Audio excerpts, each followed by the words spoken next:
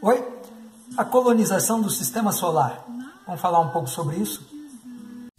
Ciência Terra Nova, os sentidos da ciência. Estou aqui hoje acompanhado de secos e molhados para a gente trocar essa ideia.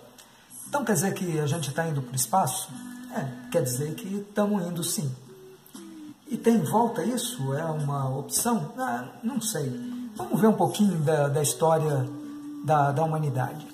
A gente começou lá na África, descendo das árvores, indo para as savanas, tomando conta do espaço, do ambiente, evoluindo nas savanas africanas, correndo de animais, se juntando em bandos, e fomos evoluindo, fomos descobrindo, descortinando os espaços, chegamos à Europa, à Ásia, uma parte da população foi também para a Austrália, uma parte atravessou o Estreito de Bering e veio descendo e colonizando as Américas. De tal maneira que, quando chegaram os portugueses e os espanhóis aqui nas Américas, já havia toda uma população desenvolvida aqui e impérios estabelecidos por aqui e algumas cidades incas, por exemplo, comparáveis em termos de evolução às cidades europeias, mas não é disso que a gente está falando. Nessa evolução da humanidade, chegou um ponto que a gente parou um pouco, deixou de ser coletor-caçador e começou a se estabelecer em cidades. Essas cidades de início, muradas, fortificadas, tudo meio junto e misturado, tinha a função de proteção e, ao mesmo tempo, a possibilidade de produção de alimentos. E, gerando excedentes com esses alimentos, iniciou-se a divisão de trabalho entre aquela sociedade que ali estava. Então, a gente começou a ter, pelo menos, 3 distintas classes. Aqueles dos produtores, lidando com a terra e com os animais, aqueles encarregados de fazer a defesa disso, os militares, e os encarregados da política, os sacerdotes, meio misturado essas coisas, encarregados de uma outra realidade supramaterial, digamos assim. Com a evolução das cidades, a gente chegou até a Idade Média, com muita guerra, muita luta. Chegamos até a Idade Média e, a partir da Idade Média, uma revolução grande acontecendo com o desenvolvimento da racionalidade, da ciência, e aí a gente começou a separar os mundos que já vinham num estado de separação. Isso já tinha começado lá atrás, no tempo dos gregos ainda. A gente resgatou, depois da Idade Média, ou durante a Idade Média, resgatamos muito do conhecimento dos gregos, e a gente desenvolveu a ciência, e a gente chegou até a Revolução Industrial. E com a Revolução Industrial, nós demos um salto de qualidade em termos de humanidade.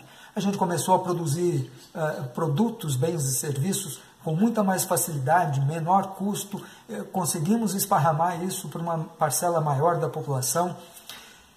Historicamente, vem caindo a diferença entre os que têm muito e os que têm pouco. A gente já não precisa se preocupar com animais que vão nos atacar, a gente já não precisa se preocupar com a violência que existia lá para trás. A gente tem a disponibilidade de encontrar comida no supermercado, não precisa sair para ir caçar o bicho lá fora.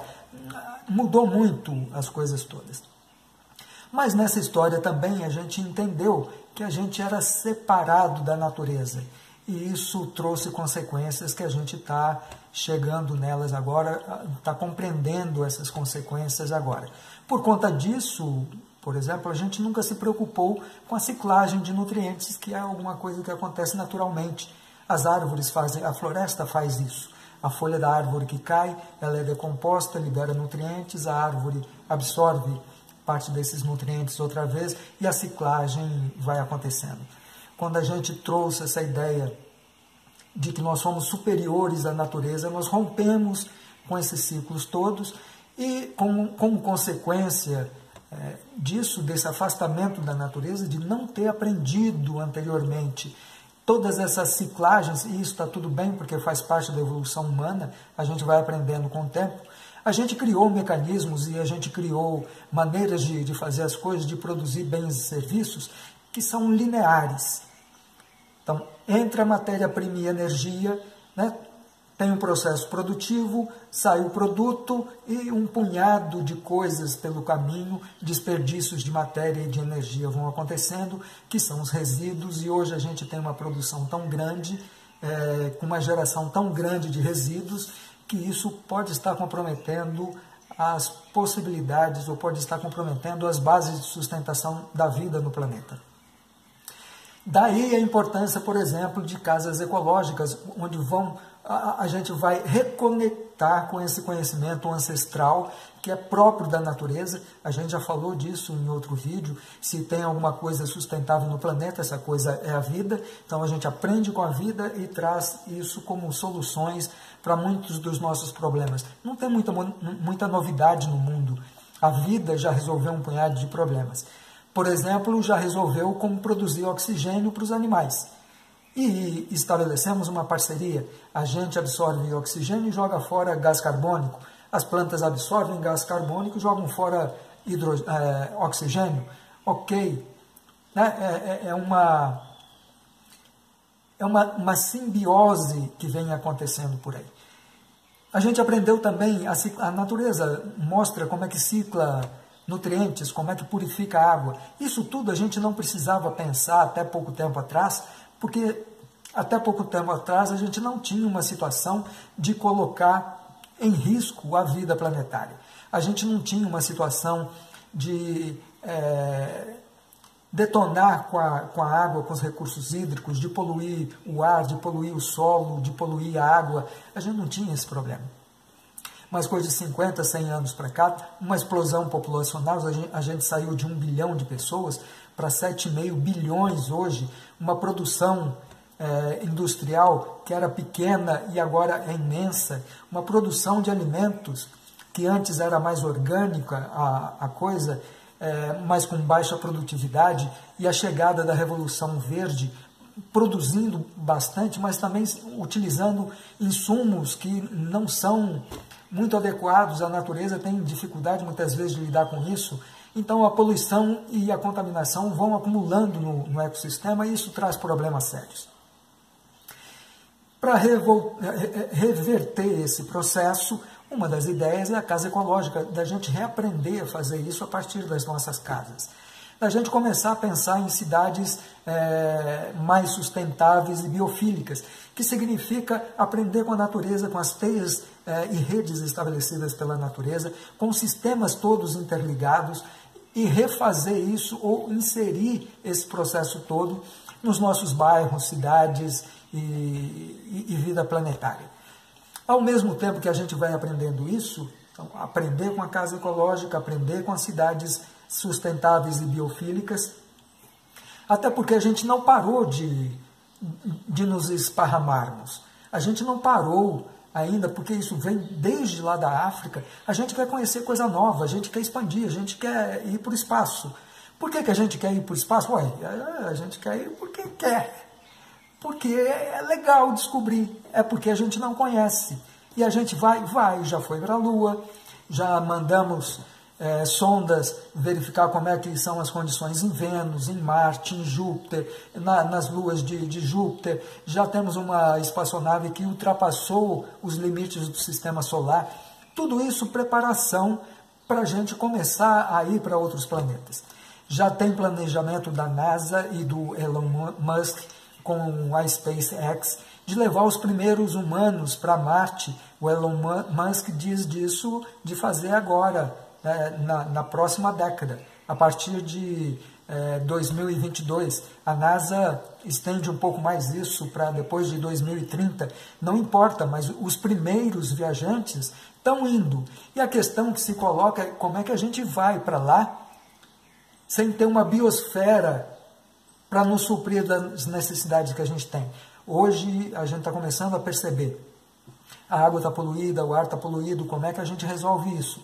Então, ao mesmo tempo que a gente vai reaprender a fazer isso, limpar aquilo que sujou, desenvolver novos processos, muito provavelmente muito aproximados com o que a natureza ensina. Então, tem coisa relativamente nova que chama ecologia industrial, onde os resíduos de uma indústria são um insumo de outra indústria.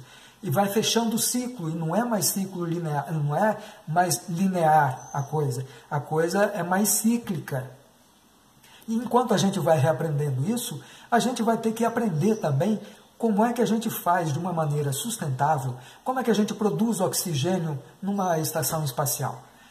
Porque não dá para ficar transportando da Terra isso o tempo todo. Como é que a gente produz alimento?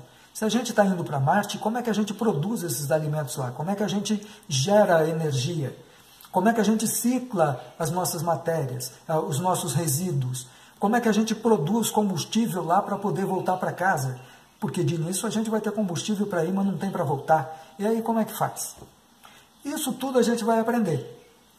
E a maneira de aprender isso, entre outras, o que a gente está propondo, é que a gente comece esse aprendizado com as casas ecológicas, as cidades biofílicas e sustentáveis, formando novas gerações de arquitetos, engenheiros, biólogos, que comecem a se debruçar sobre essas questões, e já tem.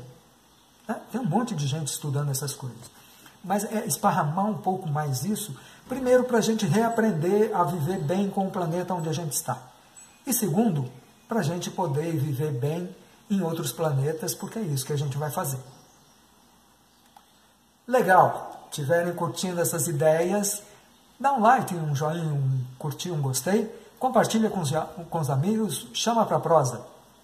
Agora, na página lá da Ciência Terra Nova, tem um grupo de discussão. Se você quiser postar o que você tem desenvolvido, as pesquisas que você tem feito, leva lá para o grupo, a gente troca uma ideia. Se você quiser perguntar alguma coisa, vai lá no grupo. Chama outras pessoas também, que aí diferentes ideias a gente vai ampliando o conhecimento e vai fortalecendo essa rede de integração e disponibilização de conhecimento. Grande abraço e até a próxima!